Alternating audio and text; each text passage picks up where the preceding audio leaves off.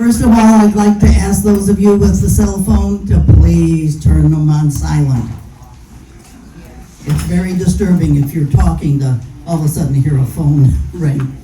First of all, I want to thank Grant and his staff for keeping us safe during the hurricane. They did an excellent preparation. Yes. Another thing I'd like to talk about is elections for the Railroad Board. We have 3 openings that are going to be available. Don Hamilton has served 6 years and is not eligible. Margaret Hendry, myself, has served 6 years and is not eligible. And Robin Graham's term is up. So we have 3 openings.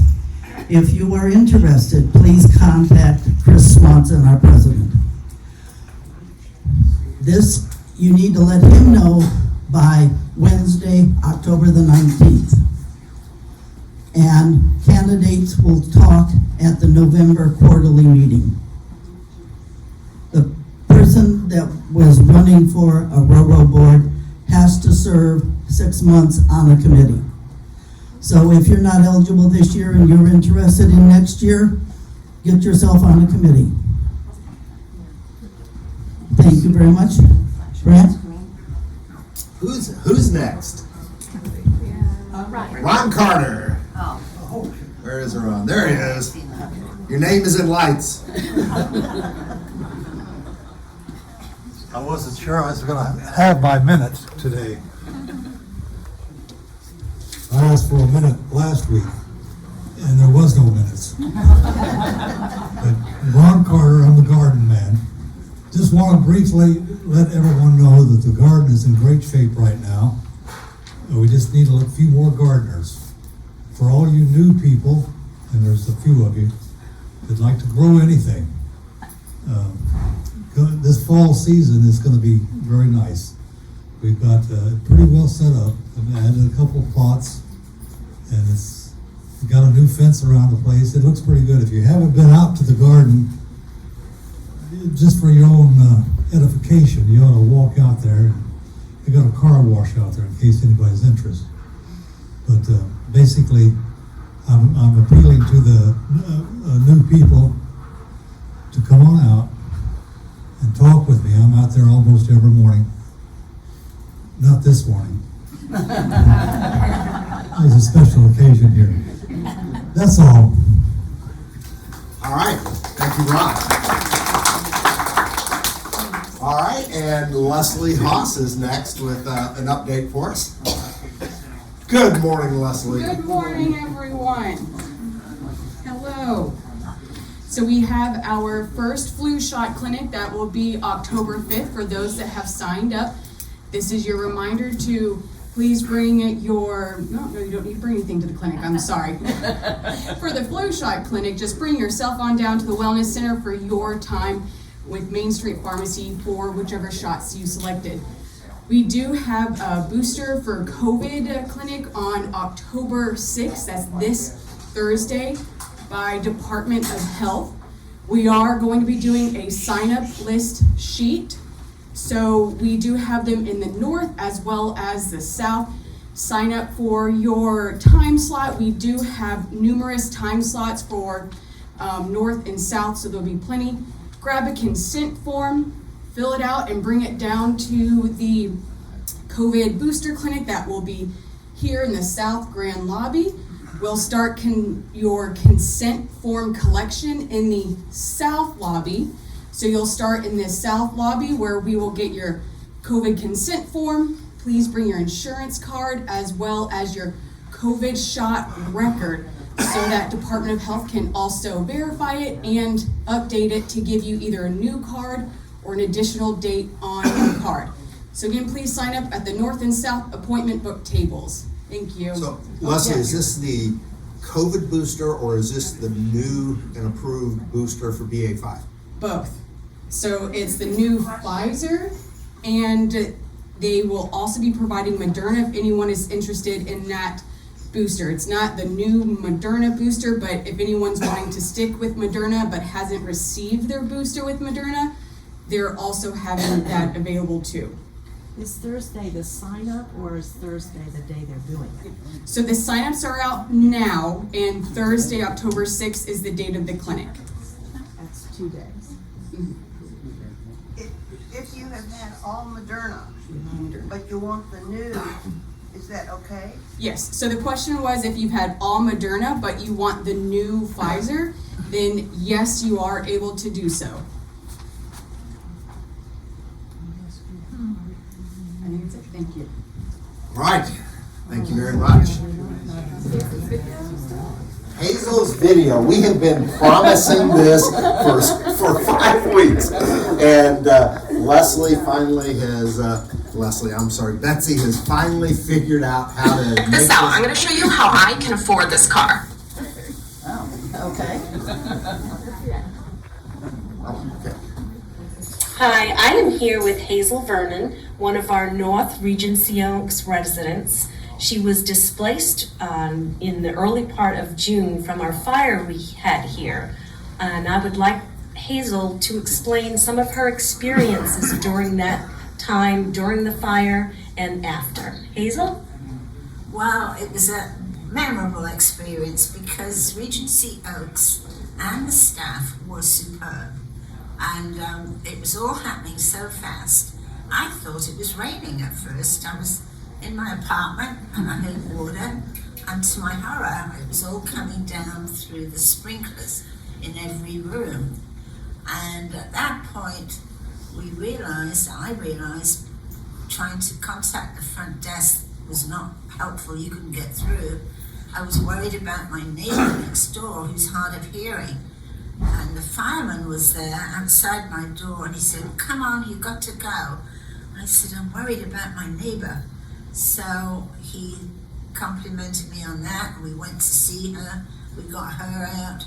And that evening, that night, Regency Oaks staff were superb. They all came in and helped all of us.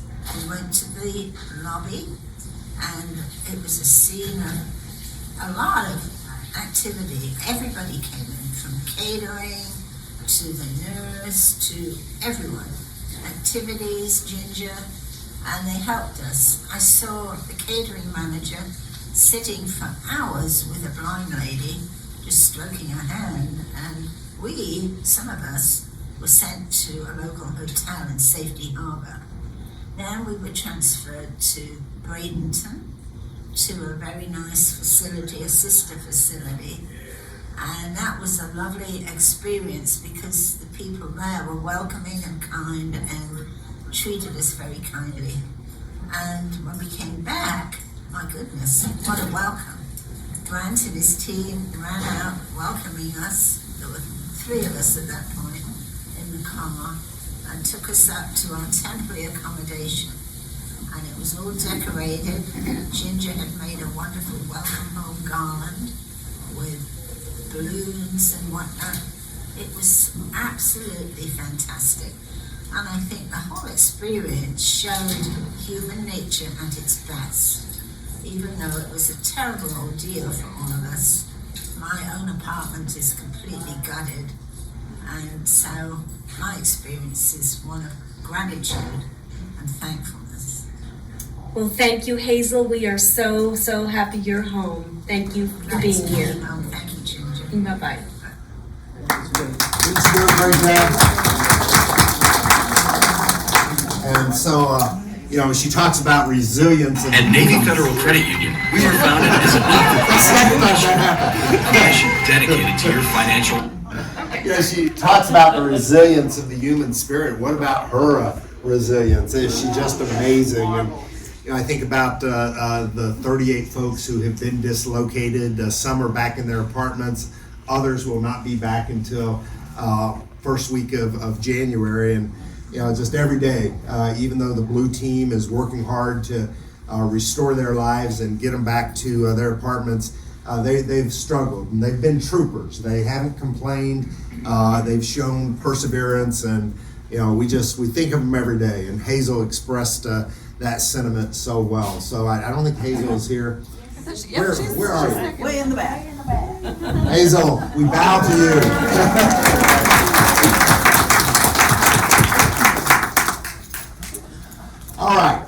Okay, I had one more slide. How many of you use electronic payment to pay Regency Oaks? Okay, you paid us twice this month. so first off, I want to thank you. So there was a banking error. We discovered it about 9 o'clock this morning. We started to get some notifications. So the bank has taken out the payment twice. And so what will happen is the banks will give you a credit back. And because it was a bank-on-bank error, there should not be any penalties attached to your accounts. If there is, I want to pledge to make you whole. And so if you have late fees or bounce fees or transaction fees that are assessed because of our bank's error, please let us know. We will correct that, reimburse you, and we apologize for that error. But I will enjoy taking your interest for one day. So let me just add to that, that is only for the folks that had their payment withdrawn on the first business day of the month. Those that are paying on the 5th business day of the month, it's only coming out once. So again, I apologize as well. Okay, and so now we're going to jump into the budget presentation. We turned the lights down real low to help you sleep. This is a 2.5-hour presentation, but we will condense it to about 30 minutes, and so it's going to be sort of fast and high level. And the purpose of doing this, OIR has a requirement that we present this. Now, in the past, we've only presented it to our executive board. We've now presented it to the board, and this year have decided to come back and share it with the residents. We want to be fully transparent. Roger is pushing me to share more with residents, and so here you go. We're going to do that. This is the presentation, and we ought to give a big round of applause to Sherry because she's the one who drives this thing. She's the one who input all this, and she literally has been working 50-hour weeks for 7-8 weeks. So thank you very much. Let's see if you applaud at the end. So this is what we present, and we presented it last Monday. There were only 2 of them that got done before the hurricanes hit. So everybody else is delayed, and they'll be doing it starting into this week, I guess. Pardon me. So we presented it to our regional team, and so it was Tim Wood and Chelsea from our corporate office, and then it was the regional and divisional support teams, Jill Sorensen, Sherry Robinson, and all of the support personnel. This will now go, they have signed off on it, and it will now go up to Chris Bird and the corporate team, and then Chris Bird and Sherry Robinson will present it to Peak. And so it's a 3-tiered approval process. And so the numbers in here, when I talk about them not being really locked in stone, that's because they haven't been fully approved. So we've gone through the first level of approval, which is Jill and Sherry. Next will be Chris, and then finally Peak. But it helps you get a better vision of some of the factors that we're having to deal with in looking at our revenues and expenses. And then we also want to thank the subcommittee of our finance committee that worked right alongside with Sherry. She held weekly meetings with that team. And so, Sherry, you want to recognize your resident support group? Sure. Lou, Fred, and Chris. Stand up. We met every week, and what I did was weekly reviewed with them some of the topics that we worked on previously in the week. So thank you, and thank you. A lot of hours, guys. I appreciate it. And Chris is at a doctor's appointment. I don't know where Lou is. Oh, Lou is over here being shy. That's, that's not like Lou. All right, so let's go ahead and take a look. This is the operating plan. It's the first part. It does not include any of the capital expenses, and it also does not include the return phase. And when we get to the last page, I'll talk about that a little bit. So we always start with strategic and operational goals. You got to have a driving force. Where are we going to go? What are we trying to accomplish? And that helps to set the roadmap for how we're going to move forward. And so in the independent living, there were 3 objectives that we have identified. And one is to push sales, entry fee dollars, monthly service fee rates to help keep pace with inflation, offset market wage adjustments to stay competitive in a tight labor market, and generate year-over-year growth for the shareholders.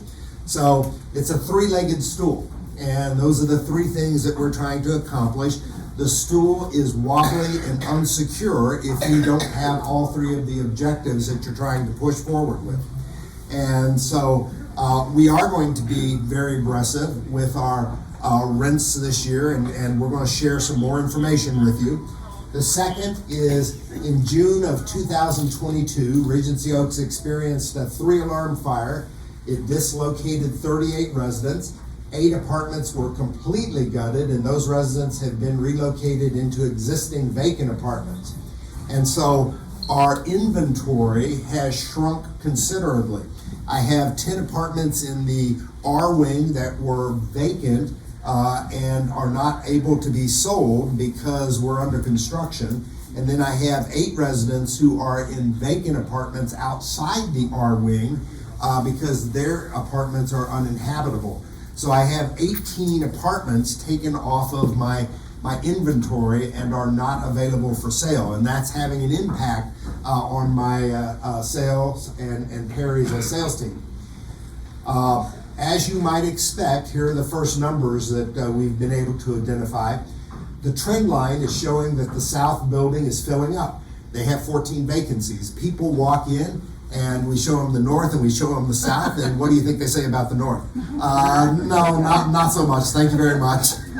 And so we're seeing our new sales are occurring in the south building.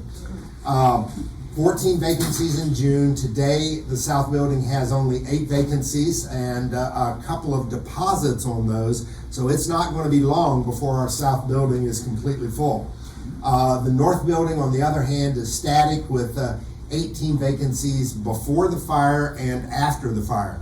So that means here we are 5 months after the fire, and we have not been able to move a net unit over in the north building. And so those are the early trend lines that are helping to shape this and drive some of our decision making.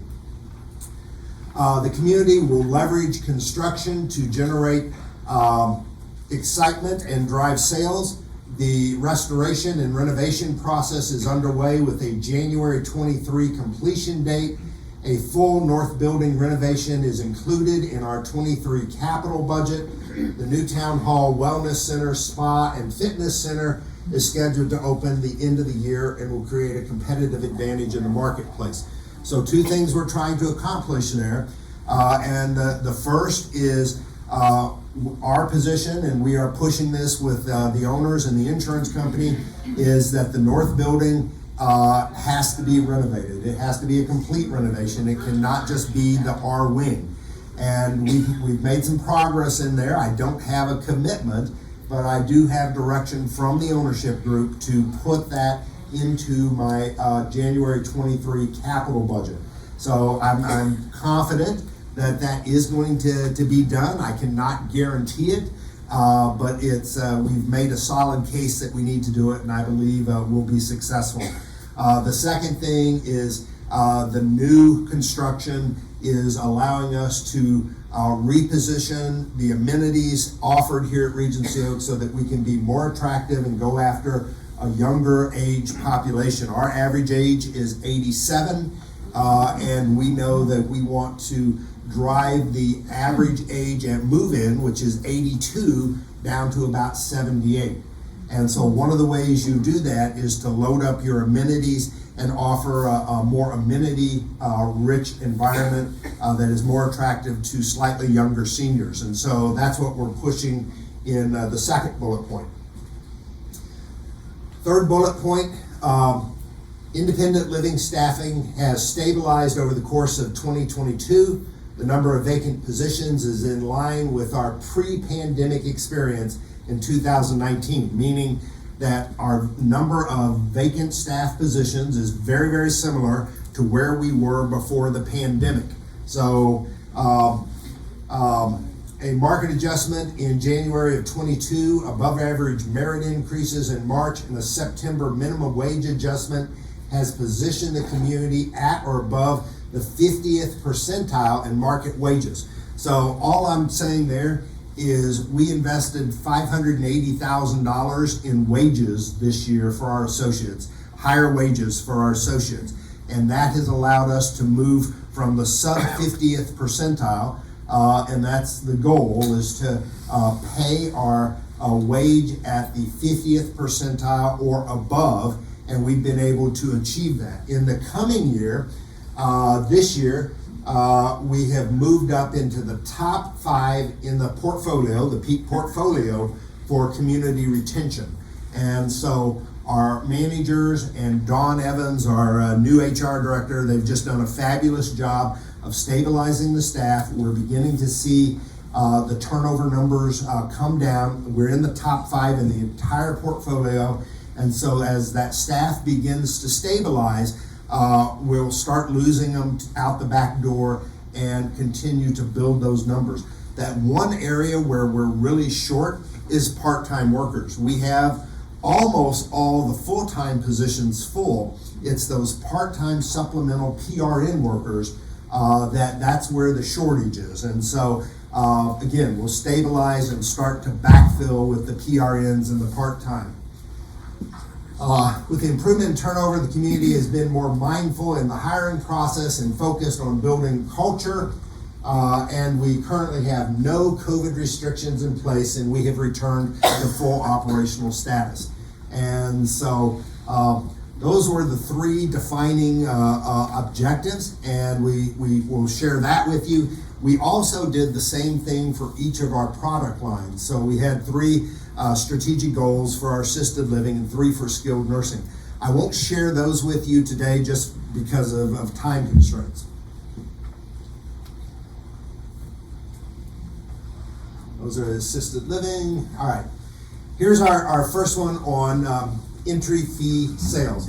And so everyone look for my little marker. That's what we're going to use. I don't. Where's the best thing for me to stand? Maybe if I stand right here next to you. Okay. No. Okay. So, wait, am I too far away? Am I blocking anyone? Oh, yes. All right. Just half the room. All right. So, I got one more place. Surely I'm going to block you, but I'll try to stand right here so Why don't you sit in a chair? Okay. So here is in number of closing. This is the number of sales. You can see in 2020 we did 46, and 21 48. We're projecting to end this year at 44, and next year we're beefing that up by 12. We're going to go for 56. We're keeping our move outs pretty consistent at about 50, and so next year we're predicting 12 in and 10 out for a net census gain of +2. And so it's conservative because you think about, well, gosh, you're going to work all year and you're only going to end up with net 2 increase. That part is conservative, but look at the total number of sales. We're projecting all the way back. The last time we hit 56 sales was in 2019. And so our thinking is we're returning to pre-COVID conditions. We ought to return our move-ins and occupancy to pre-COVID positions. So that's where the stretch goal comes here. One of the things that is interesting in 2022, we started the year behind by 3 ADC, and so that's average daily census. But through the first 2 quarters, we had 24 sales on a budget of 26. So at the end of June, we were pretty much on target. We were only a couple behind. Our ADC was off because we started the year off. We had a bad starting number. And at the end of June, we were behind by 3. So the first 6 months of the year, we made really good progress. Yes, we were a couple behind, but we were on target, meeting our goals, staying in line. And then look what happened with the fire. And so now our ADC is behind by 10. We lost a net 7, and it's all because of not being able to have enough vacant apartments to move and sell. And so it's beginning to impact our ADC and our occupancy. So budgeted non-refundable sales in 22, 86% are going to be non-refundable and 14% are refundable. You can see these numbers right here. That's very consistent with the sort of the change in the market.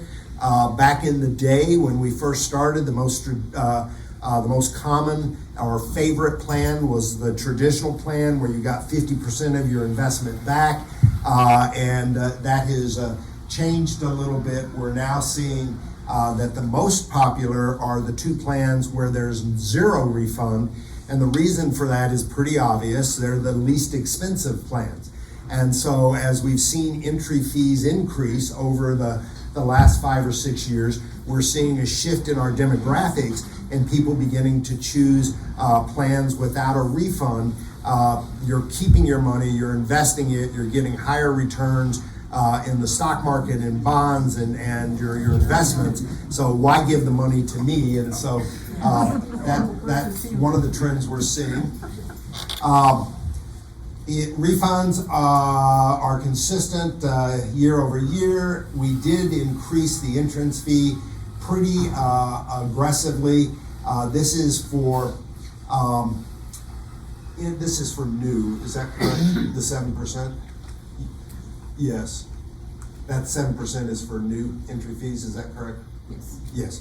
Okay. So new entry fees. Those individuals coming into Regency Oaks for the first time, you're paying a higher entry fee, because it's gone up a little more than in-house residents each year over the last umpteen years. And so on top of that, for new entry fees next year, this budget includes a 7% increase to entry fees. And 23 averages are 11.28. This is probably the part where you're most interested in.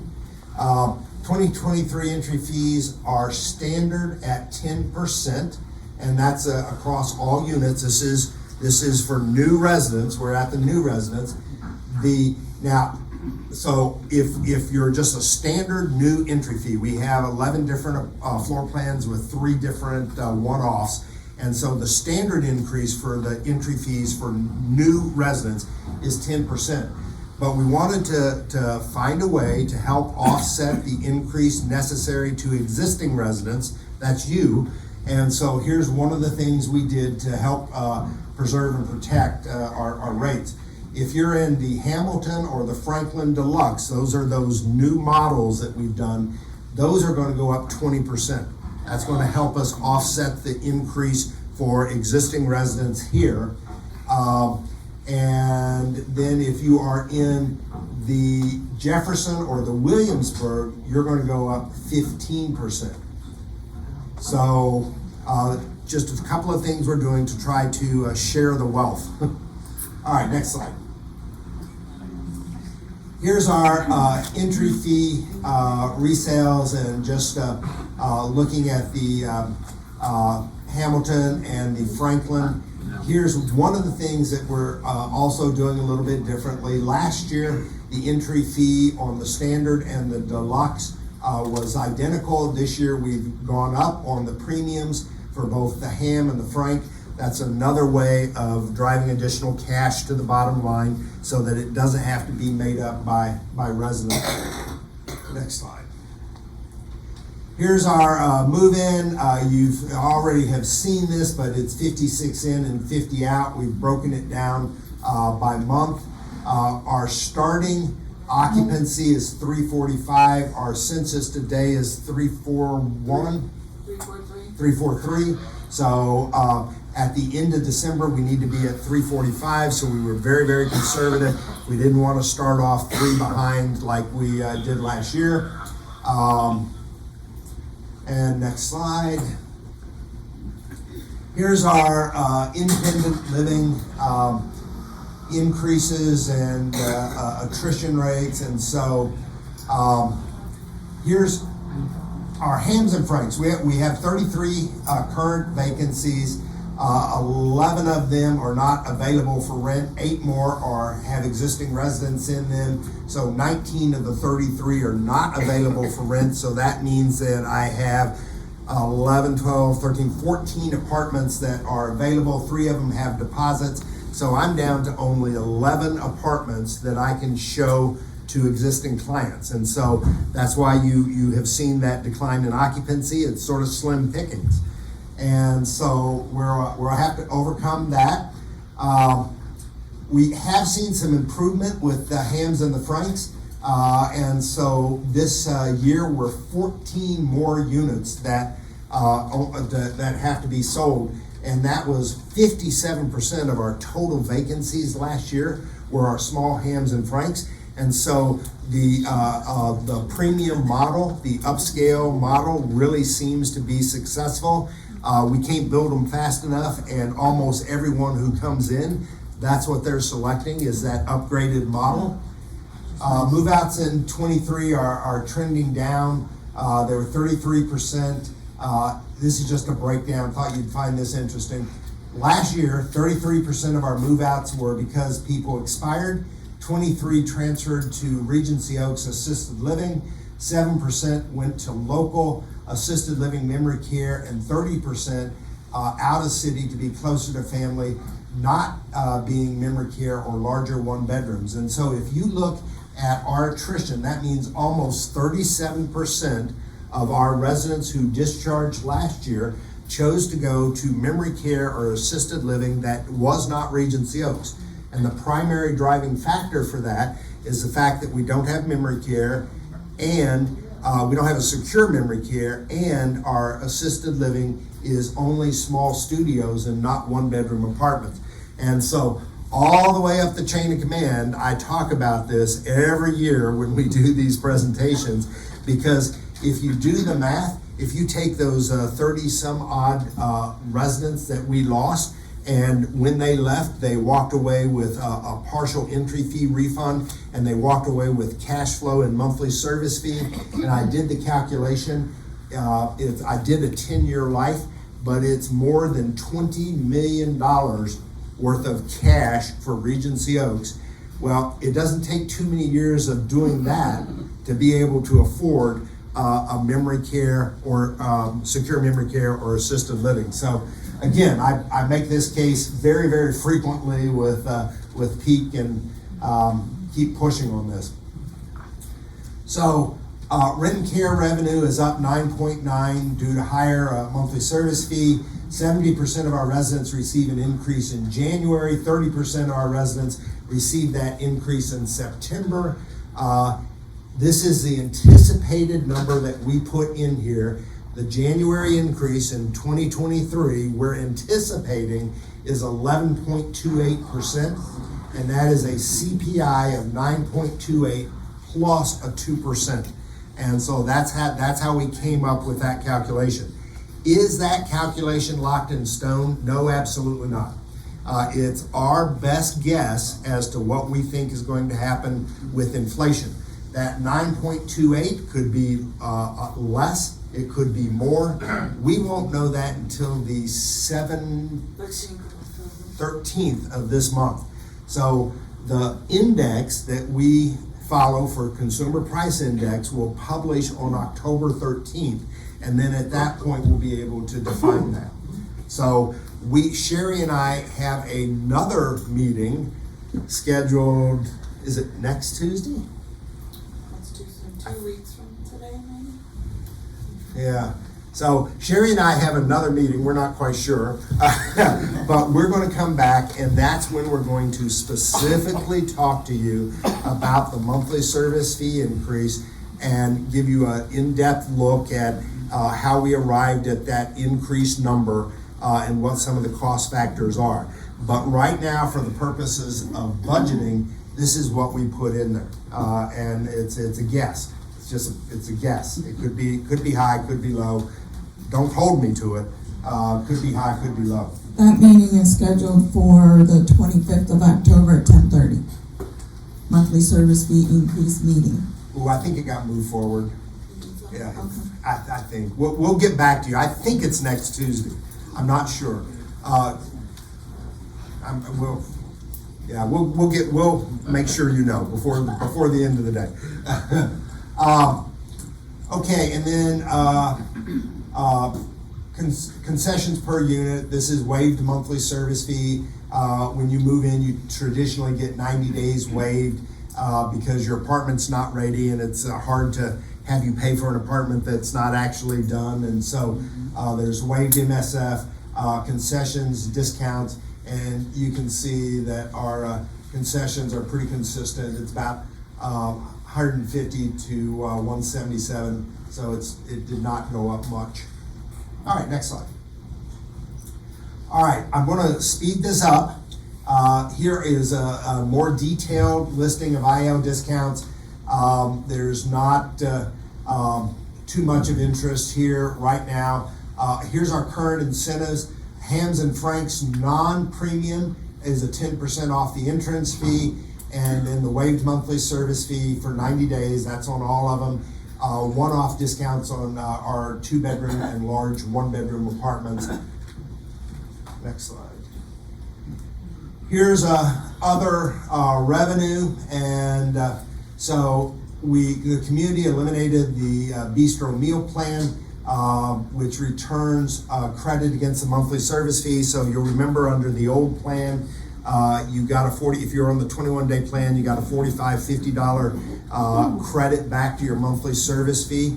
And so here's what that's going to return back into our food and beverage. So we'll bring about $50,000 back over the course of the year. Now I want you to remember that, because I'm going to show you, okay, what's the offset? What did I get for that?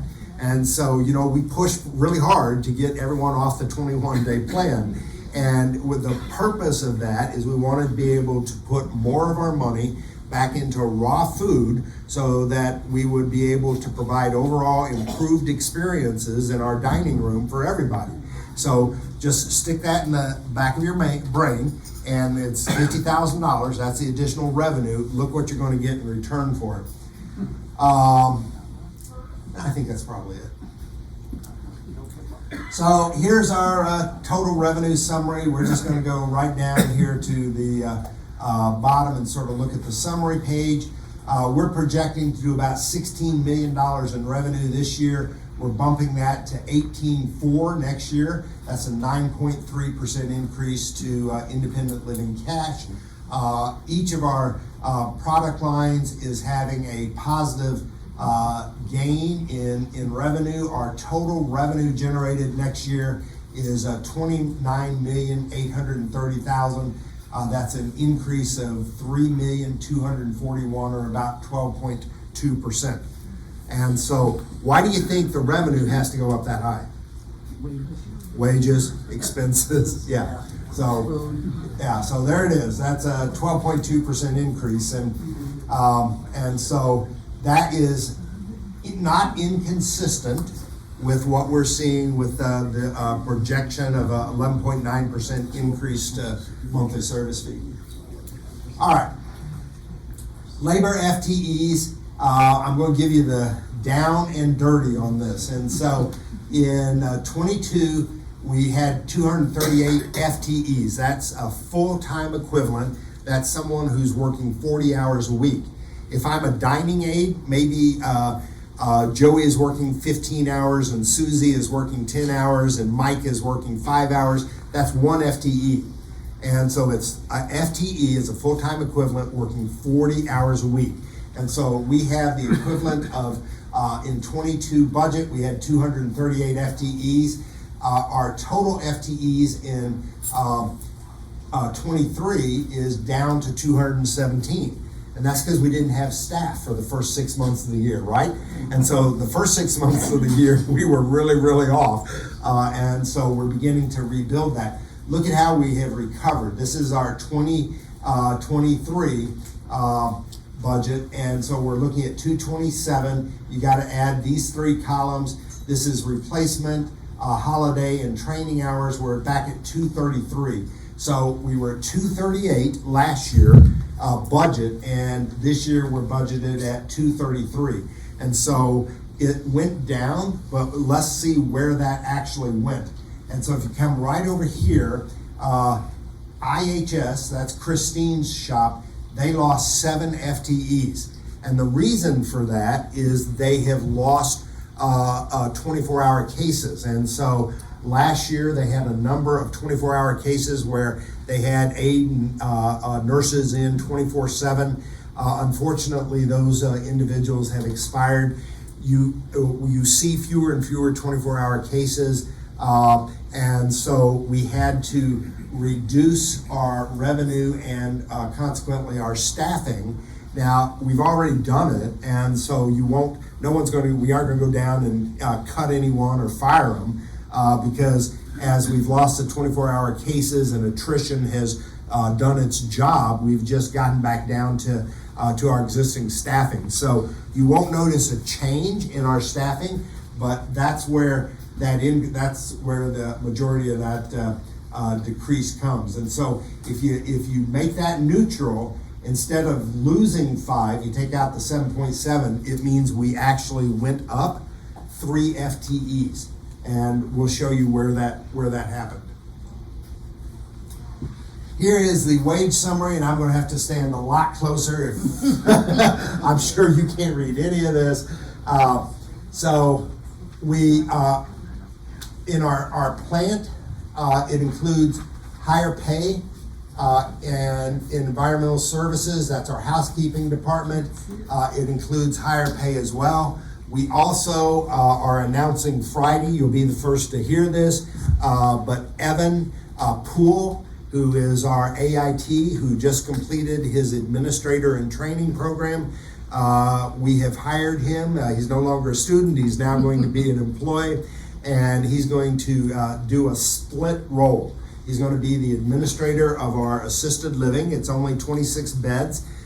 He has a full-time clinical director, and so he needed more to do, and so Evan is now going to be the director of our housekeeping team.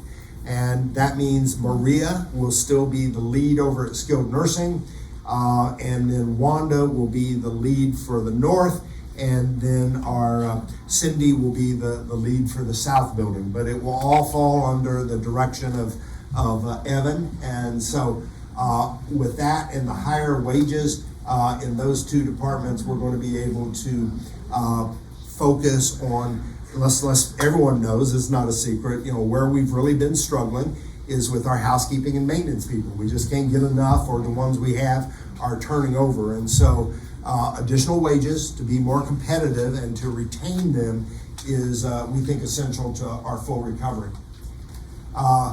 We also have wage adjustments this year for cooks and dietary aides. Those are our 2 categories that were low. Resident services, we have higher wages for our fitness director and director of resident services. Both are key contributors. Both of them were under industry averages. We want to be able to retain both Leslie and Zelko. The last thing we want is either one of them walking out the door, and so we've done preemptive increases to make sure we retain them. Direct care, everybody is aware of the fact that in the state of Florida, Governor DeSantis and ACA have mandated that minimum wage, which is currently set at $11 an hour and was scheduled to go up $1 per year for each of the next 3 years to get to 15. He said, enough of that, I want it now. And so effective October 1, if you work in our healthcare center, your minimum wage has to be $15 an hour. So we have a lot of associates who are getting $3 to $4 an hour increases because it's mandated by state law. I support that. One of the things that we've made a commitment to is to figure out how to bring that same level of pay to our IL employees, so that our minimum wage in IL is also going to rise to $15. We've put some money in here for that. We haven't figured out how to do it. It's not a requirement of either ACA or Governor DeSantis, but it was something that our managers got together and we felt strongly that, you know, if we're doing it for our healthcare workers, we can figure out how to do it for our IL workers. And that will be a real competitive advantage for Regency Oaks, because most of our competitors are not making that decision. So right down here, you can just see, I gotta get really close, sorry. So here's our wage, in total wages and benefit, $12,638,000. It's up about $407,000 over last year. All right. Here's our non-wage expense. We'll start down here at the bottom. In 2023, we're going to spend $6,562,000 plus that $12 million in wages. This is non-wages. Here are that's going up about 18%. Here are some of the increases. Travel went up. It's a small amount, but as a percentage, it went up pretty high. We have some director conferences next year.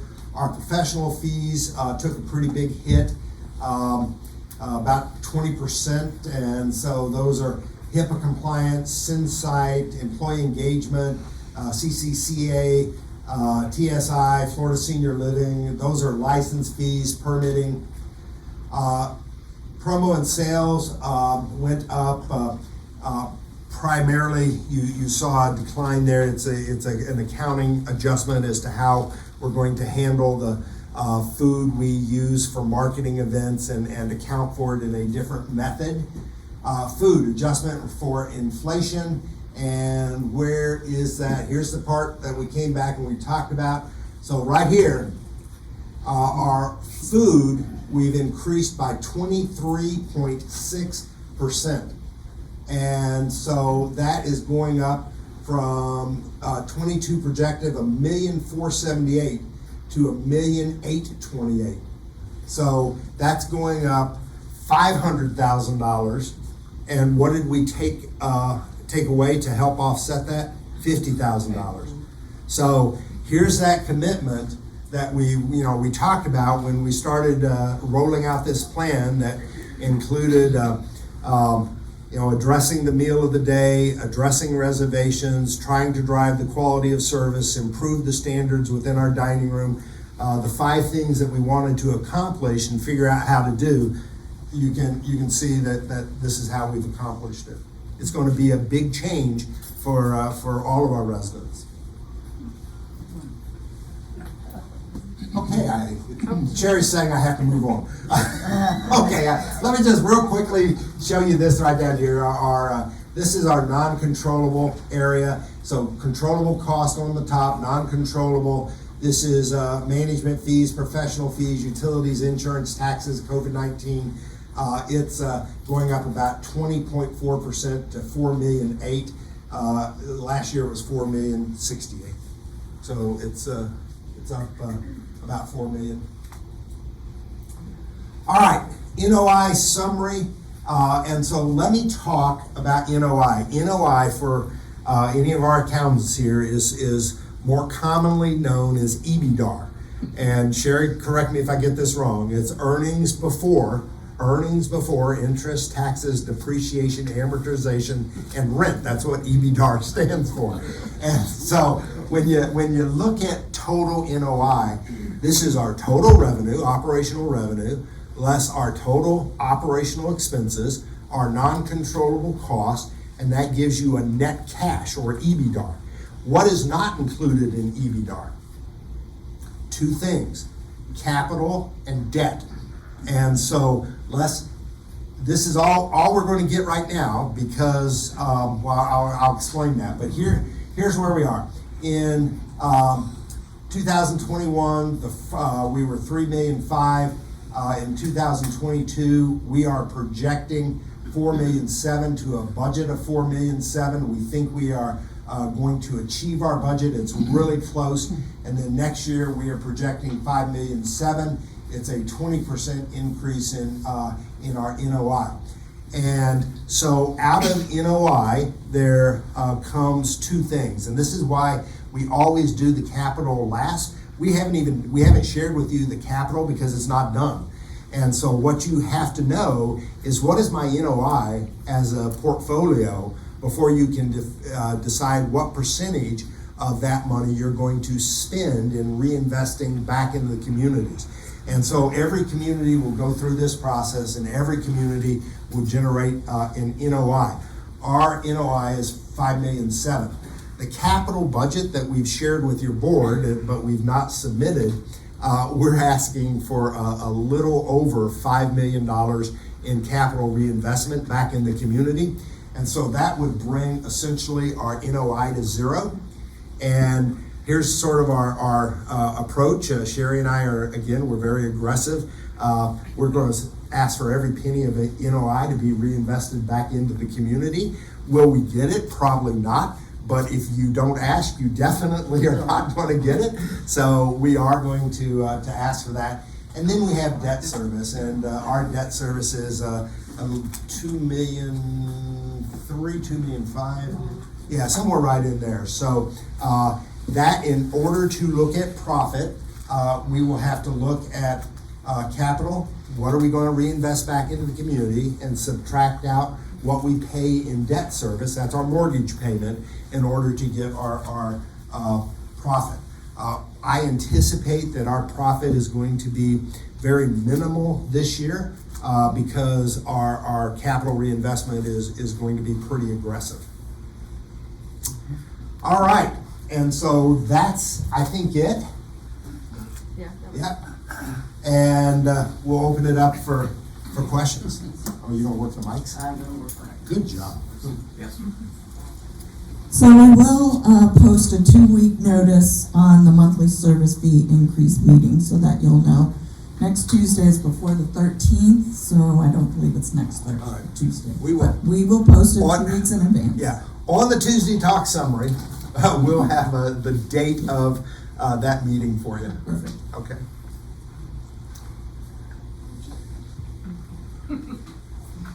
And I came in here with one question, but your presentation raises a couple of questions more. First, where can we get a copy of that budget? Is it going to be available for the members here? It will be available, but not until it's approved, because I don't want information that is not accurate. And that's why I started with the statement that this is what we've submitted. It's gone through the first approval process. It has 2 more to go through. It is potentially going to change. Once it is changed, it will be available to all the members.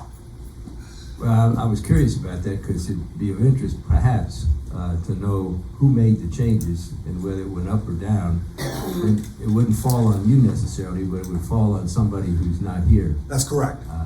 So that's an interesting situation. Second question. I hear you talk about the fire damage and how that's evolving. How much of the fire damage is covered by corporate insurance policies? Yeah.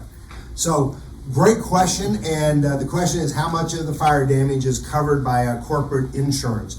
And so the answer is, we have not settled with our insurance company. We're fighting. And I'm going to continue to fight them. They have a limited scope of work that they want to approve, and it's not enough. We had started with, they were just going to replace the carpet and paint in the R wing, and we made the argument that it's a continuous line of sight, and so you must now replace the paint and the carpet on all wings. We won that argument. They are still refusing to do the 5th floor and the common areas. We are making the same argument back that you can't stand in the S wing and look at the lobby of the first floor and say that, it's one is red and green furniture and earthy, and the other is something else, and have a continuous line of sight. So we are continuing to push the insurance company. Our desire is that the insurance company replace all carpet and all paint across the entire building, which would leave, that would be covered under corporate insurance, and then the balance of the renovation would be the FF&E, furniture, fixture, and equipment, and that would be funded by Peak. Okay, that's a interesting start. If we have defibrillators, who can administer them? Anyone. Somebody, but the nurse couldn't. The nurse could. Anyone can administer, here's what the law says. Anyone can provide first aid emergency treatment. And so if your heart has stopped and we can reach a defibrillator in a timely manner and get it on site, the 911 will help whoever is responding go through the process of using those defibrillators. The defibrillators also have a pre-recorded instructions that will walk you through it step by step. Anyone can do it. It can be a family member, a resident, it can be me, it can be one of our staff members. All of our first responders are trained in the use of the defibrillators and first aid. And so it's our first responders that are doing it, and it's under the Good Samaritan Act as opposed to a nurse who has a scope of practice defined by the state. Okay, you told us 11.28% for January. How about September? We won't share that until our rate increase meeting, which is the one we think is on the 25th. Estimate? I have two questions, and I'll ask them both, and you can answer them, okay? Well, the first one is, you make a pitch for the assisted living and memory care on a yearly basis, and they always turn it down. What is the reasoning that they turn it down? And the second question is, where are the poor people? So first question is, why do they keep turning it down? And so here's where we are. Here's my understanding where we are. If they build assisted living or memory care in the state of Florida, it's going to be at Regency Oaks. We're right at the top of the list. But here's the problem. You go to a vendor and you say, hey, I got this great investment opportunity for you. I want to borrow $35 million. I'm going to build an AL and a memory care. And guess what? We own 18 of them. All of them are sitting at 50% occupancy. All of them are losing $2 million a year. But don't worry, this is a great investment opportunity for you. Well, what do you think the chances of you getting a loan are? It's really tough. Now, our skilled nursing has rebounded and it's beginning to cash flow again, but it was down for over 2 years. I mean, our occupancy, you'll remember it's 60 beds. Our occupancy fell down into the 30s because of COVID. And so I am 100% confident that this is going to happen. Morning. This is something I just don't understand very well. I know that Dave Little and the therapists over there, OT, all that, made some kind of a change recently as far as their management is concerned. I guess my real question is, are they still Regency Oaks employees? So the question has to do with our therapy team, and we just made a change. And so we took our therapy, it was in-house, where the associates worked for Regency Oaks, and we sent it out-house, and it's now a contracted third-party service where the associates do not work for Regency Oaks. It's a contractual arrangement. We pay them on a monthly basis to provide our therapy services.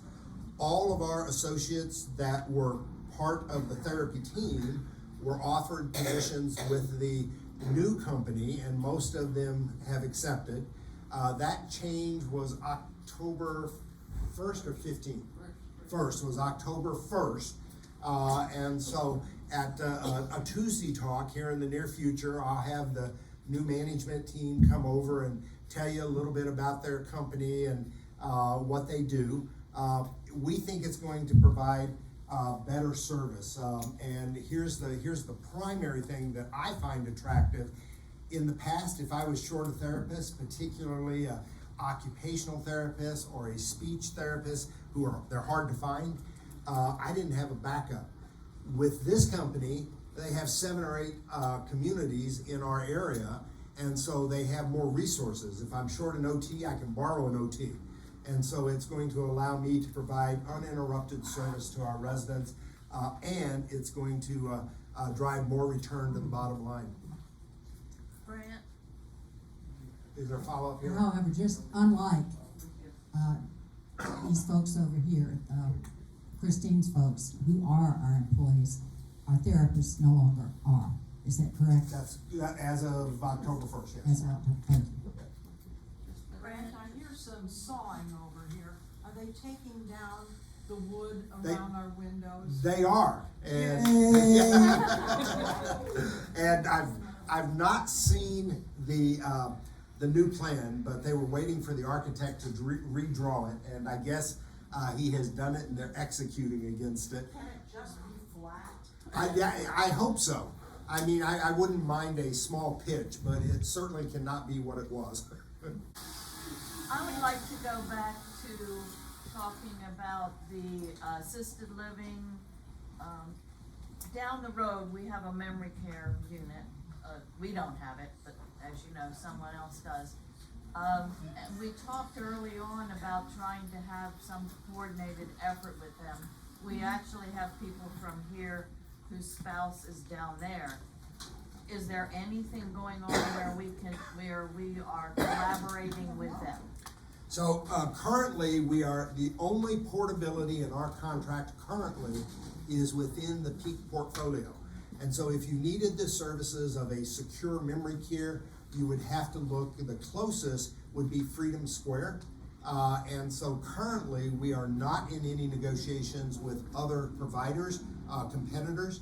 I'm not saying that will not be the case, but currently your only option is another LCS community. Could we get into conversation?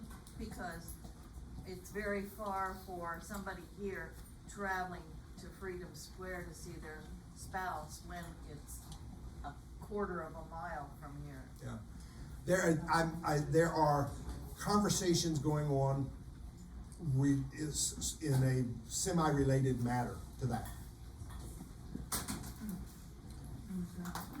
All right, thank you very much. I really appreciate you coming out.